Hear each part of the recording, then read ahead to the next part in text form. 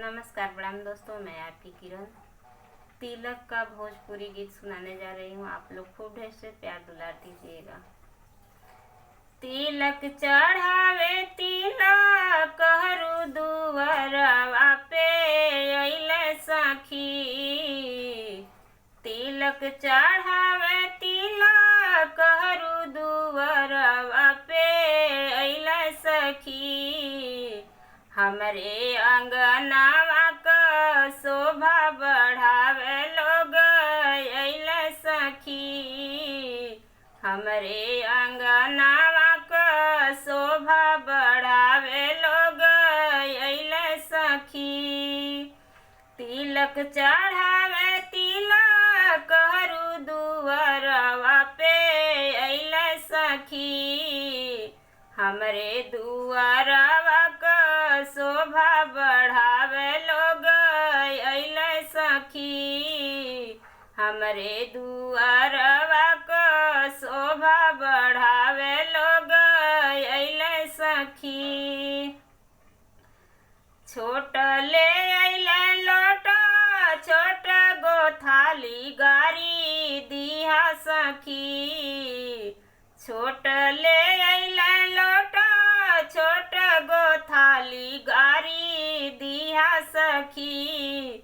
के करार hero Hyundai गुंडा लेके अइले सखी।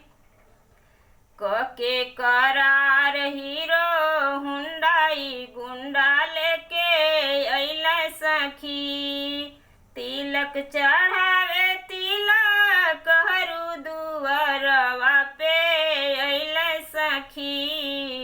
हमरे भवनवा क शोभा बढ़ावे लोग अइले सखी।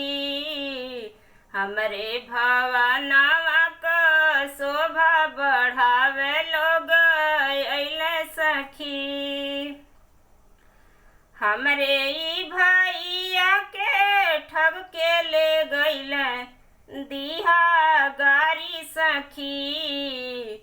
हमरे ई भैया के ठग के ले गइले दिहा गारी सखी। सगरो इज्जतिया डूबैले भगावा तू दुआरे सखी।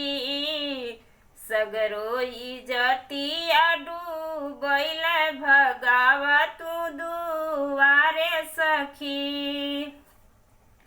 तिलक चढ़ावे तिलक हरू दुआरवा पे अइले सखी।